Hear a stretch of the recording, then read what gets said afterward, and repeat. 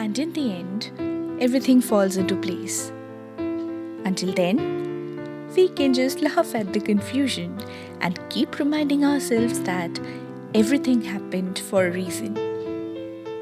Besides, if bad things didn't happen, how would we have been able to feel the good ones?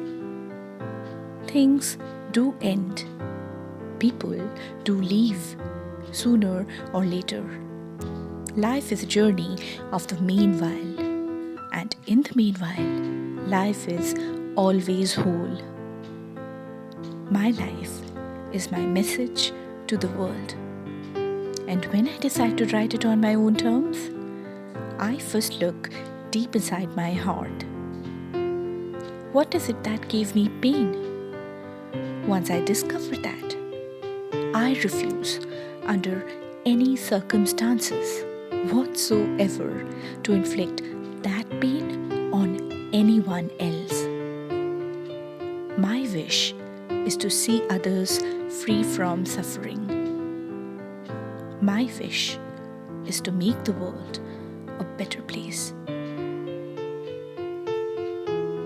Ladies and gentlemen, once again Aditi on InnerWorldRevealed, and in this log of mine we're going to talk about the relationship scene for our final number in the relationship convoy, the number 9.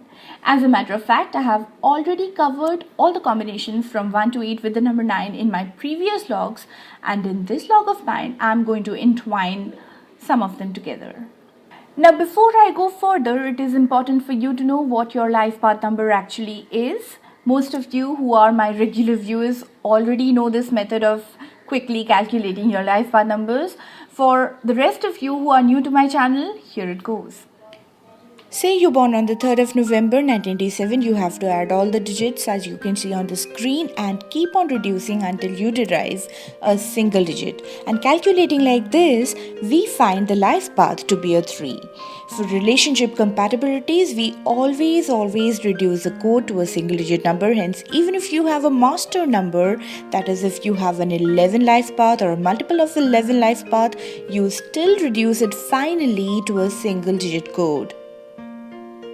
Now this slide shows 4 compatibility categories. So we got natural matches, compatible matches, neutral matches, and challenge or toxic combos. And obviously natural matches means the best and challenge matches means otherwise. But knowing only this much must not make us jump into conclusions. It can be rather said that natural matches would make complementary combinations and would immediately click. Challenge matches would make supplementary combos and would require some time to get along with each other, or it might be a case of opposites attracting. Now we know when we write from 1 to 9, the number 9 comes in the end and it is the last man standing in the row of numbers. So the number 9 is always looking behind towards all the other numbers, and that means that the number 9 is always very connected to its past, and it can mean a very strong connection with the birth parents, or maybe some kind of an issue to do with the birth parents. It is maybe abandoned by a particular parent or unloved by a particular parent. It can mean something to do with that. Now once again, because the 9 is so very well connected to its past, it doesn't even forget things very easily. So if you ever tend to hurt or the 9 gets jilted because some of your actions, the 9 might be very unforgiving. It might never forget what you did. Now 9s are very selfless lovers. They would be continuously wanting to reach out to you, support you, help you and all that. But when they need it for themselves, they would have a hard time speaking up and breaking their composure. So once in a while, if you're related to a 9, you can try to reach out to them. You can ask, do you need help? They have a very difficult time telling that. 9s love continuity. They do not like sudden endings. As a matter of fact, they do not like endings at all, yet they want to conclude a particular thing. Now, even if you can just go and beat around the bush again and again, over and over again, 9s are seen to be happy with it. But then you have to have some amount of intellect for that. And now at this point of continuity, I would like to bring up the relationship between 1 and 9, and I have actually covered this combination in one of my previous logs upon the relationships for the number 1. So let's have a look at it.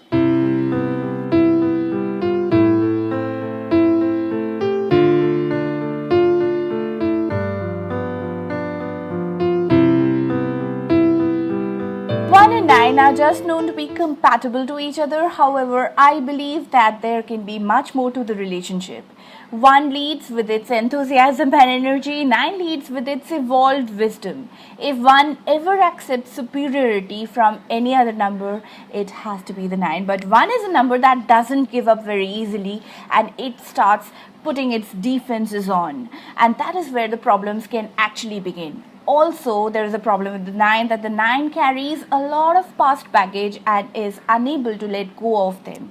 So these are the points that can have certain differences between the two. Otherwise, the relationship can go great guns.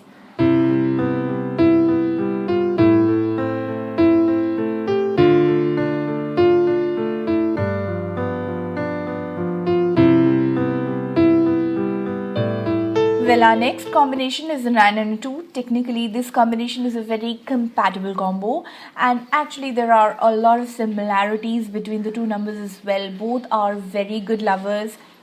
I mean, very loving people. Both are very compassionate people. Both are very selfless people and accommodating as well. The only hitch that can come in the relationship is 2 is a number which is always looking for very cozy and to some love, and 9 is a number which is concerned about the entire humanity, and this is the only difference which can come between the two, and this needs some work. Now for the 3 and 9 relationship, let's have a look at one of the fragments from my previous vlogs upon the relationships for life path 3.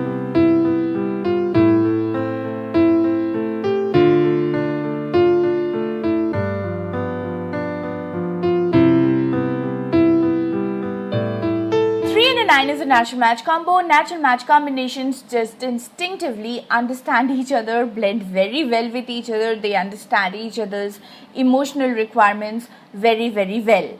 3 and 9 both are creativity numbers. Both are going to find a lot of strong and common points between each other. Both are great improvisers, and there can be a lot of connecting points between the two, and the two would seem to be clicking very well immediately as they meet. Now, the only hitch in the relationship would be that the 3 is very concerned about the present moment, what's happening in the present, and the 9, as I said, is very much connected to the past. It never forgets the past. It might have a lot of past baggage. Now, the next up in the line would be the relationship between the life path 4 and life path 9, and also connecting a fragment from the life path 4 relationships.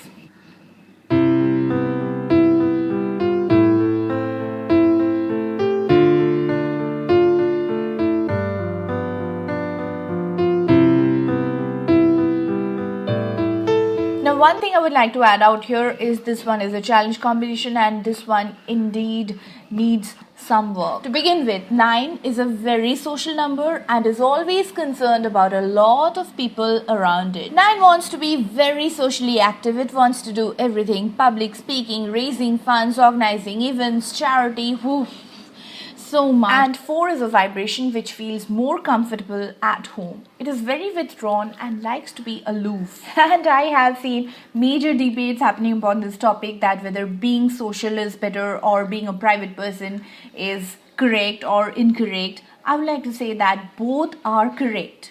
You can accommodate, you can adapt to the situation, but you can never compromise with your basic needs. What 4 needs is its basic needs.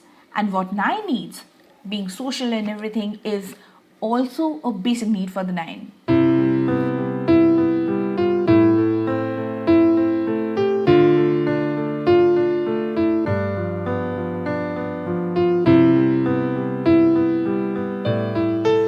Now, this one is a very compatible combo where both the numbers have a lot of social abilities.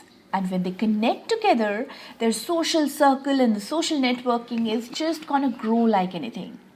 But at the same time, family is also not gonna be ignored, because the 9 is very, very serious about the family as well. The 5 is a very street smart, very out of box, and a very sharp number. But at the same time, the 5 can be seen to be very temperamental. 9 is a very wise and evolved number. People know the 9 by its wisdom. It's the wisest of all the numbers. And all the temperamental qualities that the 5 has can be easily balanced by the mature 9.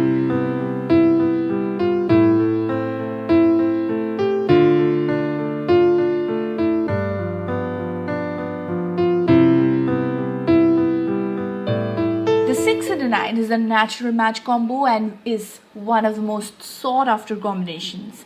6 is Venus, 9 is Mars, and what can actually be better than that? The 6 and a 9 have a lot of similarities.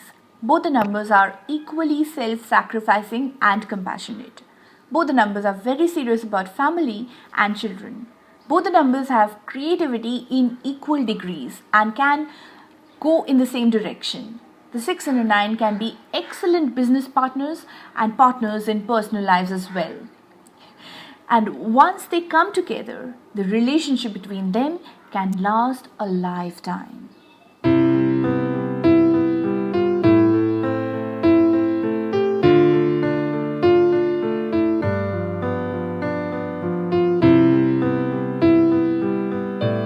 The 7 and a 9, technically known to be a toxic combination, but actually the combination can do very, very well together. The two would connect with intellectualism, and once they connect, they're just gonna forget the outside world. The only problem can happen when the 9 goes towards the negative end of the vibration. The 9 would then start mourning about the past, remembering all the past baggage and wallow over it. And that might make the 7 very cynical about it. And the cynical statements that the 7 makes always worsens the situations further.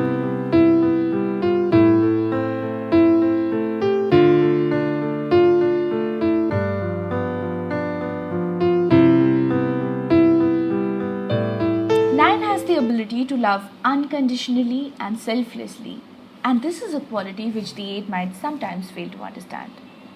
9 and 8 is technically a toxic combination, but in certain situations this combination can work surprisingly well. The two have a lot to offer to each other. Where the 9 wants to make the world a better place, the 8 can actually support the cause by being the fundraiser. But if the 8 starts not acknowledging any of the cause that the 9 supports, the 9 might feel that the 8 is very selfish or perhaps very greedy. 9 will never support selfishness or greed. That is 8 going towards the negative end. And at that point of time, the 9 might start patronizing the causes it supports, patronizing humanity, and that might irritate the 8 further. And the 8 hates to listen to continuous enlightening advice, okay? And 8 might at that point react with very direct and rude statements, and the 9 might feel hurt. And this can actually create a lot of chaos. So when the two of you are actually together, it's definitely for a cause. So contribute towards making the world a better place and not otherwise.